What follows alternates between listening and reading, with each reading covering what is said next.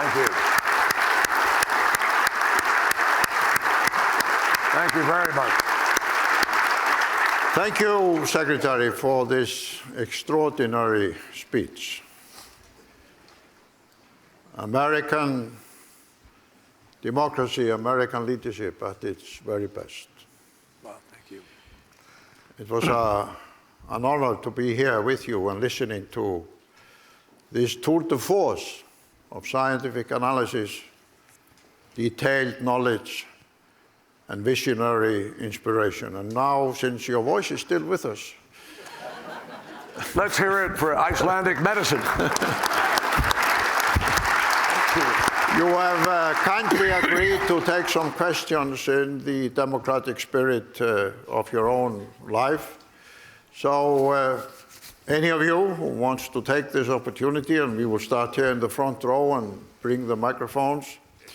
By the way, can I just say, I appreciate everybody standing up at the end of my speech, but Winston Churchill once said that the only reason people give a standing ovation is they desperately need an excuse to shift their underwear. So I know you had something else in mind. But before we take the questions, we were in München in February at the München Security Conference. And there was a climate session there. Perhaps not the pinnacle of the München Security Conference. They're still concerned with the Middle East and Iran and all the stuff. And the pipelines from Russia to Europe. But I will never forget, you stood up, you were not a part of the panel. You were not making a speech. But you stood up and you took the microphone and you said, I'm tired. I'm going to go back to campaigning. And what we heard here today, towards the end of your speech, when you described this new mission, you have been true to your word. You started out as a campaigner, protesting in the street, and it's a privilege to be part of your campaign as we move forward. And I think you have inspired everybody here in this hall to be a part of your campaign. Thank you. Now we take the first question. Please just state your name and then put the question. I am Jack Ferguson from Alaska, and the senator and I have had the privilege to work together over the years, back when he was chairman of Foreign Relations, or Foreign Relations. And we worked on ratification of the Law of the Sea Treaty. And of course, as you know, in the Senate, which ratifies treaties, takes 2/3 of those voting, that's 67 votes, if all are there, and we fell short. But that, and you also may know, the United States is the only country of the 8 Arctic countries that has not ratified the Law of the Sea Treaty. So my question, sir, where would we be today had we done that then? Well, clearly we'd be better off, because the Law of the Sea Treaty deals with conflict resolution in places like the South China Sea. And in the more than 200 or so, maybe it's 400, I can't remember exactly. I know it's not less than 200, coastal/boundary issues that are outstanding to be resolved. And the Law of the Sea was the premise under which we were all going to resolve it. Regrettably, the reason we couldn't bring Law of the Sea, which we tried in a bipartisan way, but it couldn't be bipartisan enough, is we have a hardline right wing in our country today that views every treaty as a loss of sovereignty. And they're just dead set against any international agreement. They hate the UN. They hate all the treaties that exist. They pulled out of the INF already. They pulled out. The world gets is far more dangerous if that's your approach to life. I bristle when I hear America first, not because I don't want America to be first. Every president wants America to be first. Every president who's ever existed, their goal is to make America strong and to do what they do. Every president of every country does that. But when you start going around and saying it like that, there's such an absence of a fundamental kind of humility that is important in the relationship between people. And it makes you sound like that's all you care about. I don't hear them talking about human rights, torture, human trafficking, slavery, modern day slavery on the high seas. Those are the things that America stood for in my judgment. And we didn't do it because we just took care of ourselves. We did it because we worked with everybody all around the world. That's the way Barack Obama and I tried to work, and that's what we believe we need to get back to. And the faster we do, the better for the world. Okay, let's have another question here in the hall. Yes, over there. Hi, good afternoon. By the way, I did not plant him to ask. I didn't do that. Yes, please continue. Over here. Sir. Good afternoon, Mr. Kerry. My name's Josh Heinrichs. I'm a student at University of Iceland. And I have a question for you. I know definitely in American domestic politics, things are quite polarized. And I think that's somewhat true also in the world. And you mentioned that some element of moving forward these really broad agendas is leadership. It's not just about the solutions and about framing the problem, but about providing the right kind of leadership. So I guess it's a two-part question. Do you see that a program of solutions for climate change could be advanced in a bipartisan way? And if that's possible, what type of leader would it take? Thinking as a young person, what type of person would you look for in terms of the person that could advance an agenda like climate change, which is very polarizing, in a way that it could be bipartisan in terms of delivering solutions? Well, I'd look above all for somebody who does not have a track record of pushing people away, but of building coalitions. I would want to have somebody who has the experience and the proven record of actually reaching out and bringing people to the table. And I would want somebody who is not a prisoner of ideology. Do we have people like that running for president in our country? In our Democratic primary, I believe we do. But, and I believe some more than others. And I may weigh in on that at a later time. But, that's what it takes. Look, the rules of the United States Senate haven't changed. When I first came there in 1984, Ronald Reagan was president. We had split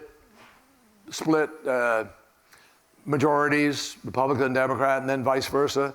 Then we had Clinton as president. At one point in Clinton, we had all three, executive and both houses of Congress.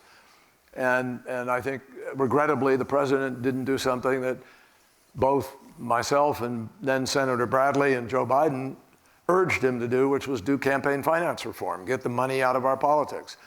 And he could have, but we didn't do it, and we paid a price for it. We're paying it today.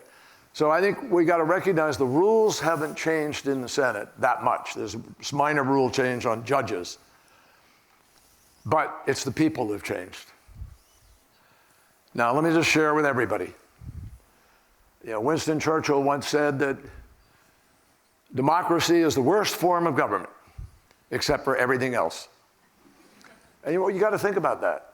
How do you bring about change in countries? How do you do it? Democracy, we decided, many of us, you and others, is the best way to give people their voice. Let them go out and organize, say what they want, protect them from the state to say what they want, and then build a coalition around ideas. But we're not doing that. We don't have a viable debate about real ideas right now. It's the people. And once upon a time we did. When I came back from the war in Vietnam, though I protested it and led protests against it shortly thereafter, the first thing I actually did, I became involved in something called Earth Day.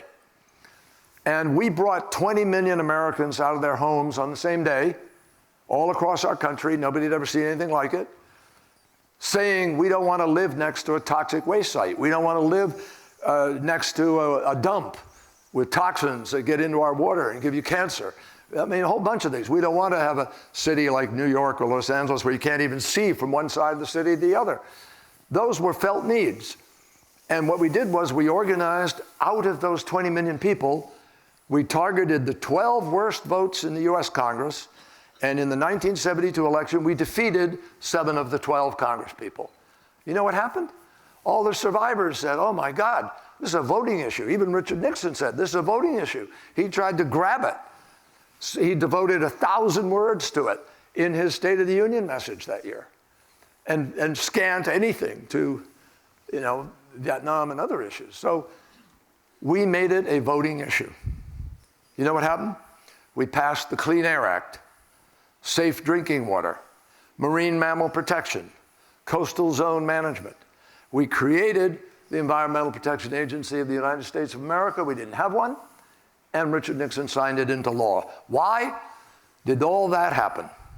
It's a voting issue. So the whole targeting of World War II is to take my country, at any rate, and hopefully others will take their countries, to make sure that people who are voting for the future, are voting on the issue.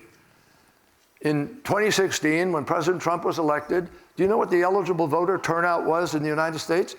There's no reason you would. 55.6%, a 20-year low. You know what the youth vote was, who care about climate change? 19%. So that's the obvious thing we have to do. When I ran in 2004, we were at 62.1% turnout.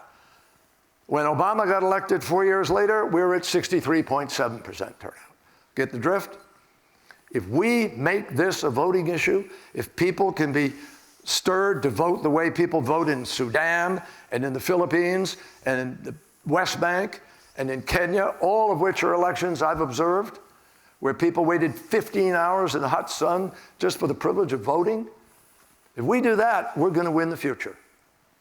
Because all the solutions, folks, are there. They're man-made, human-made, person-made. Think about it. Not one, except for a volcano or a tsunami or an earthquake, everything we face is an organizational, structural issue of governance. And we've got to make our government work in my country, and I think a lot of other people do. And one of the reasons people are so pissed off, frankly, is because of the failure of governance in too many places. They really are. They don't have time. They don't behave the way legislatures are behaving. They don't behave, avoiding reality. They got to pay their bill. They got to pay their mortgage. They got to send their kid to school, buy a car, live. And they want to see adults supposedly behaving like adults. They also want to see somebody in an important position like President of the United States able to pick up a book and actually read about science and do something about it.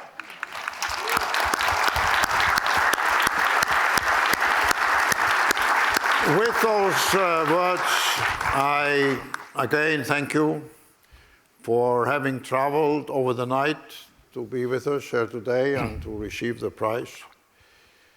And By the way, I offset the carbon. Yeah. I know, but I hope you also take away with you the sense from the people here in this hall from 50, 60 nations that you are probably one of the very few global leaders on these issues that are still able to bring people together from every continent and every nation and every community. And of course, the United States is a powerful, dynamic country, but we also need enlightened leadership which not only brings together a change in your great country, but also helps to bring the world forward. So as you take this beautiful piece with you and the memory of this occasion, feel assured that your constituents are not only all over the Arctic, but all over the world. Thank you indeed. Well, thank you, Mr. President, and thank you. Thank you, sir. Thank you. Thank you. Thank you. Please, ladies and gentlemen, if there's anything that's important, I don't mean to beat a dead horse here, but it's you. You. Everybody's got to be a citizen here, global citizen, national citizen, hold people accountable. It's up to us to hold the politicians accountable. We can't let them fake it or avoid it. And that's the measure here. I know the private sector is going to get this done. I just don't know if they're going to get it done in time. That's the challenge. Time. So if we are serious about it, and I thank you, Mr. President, great privilege to talk to all of you. Thank you all for being here, being part of this. So as I said before, let's make it inevitable. Thank you. Thank you.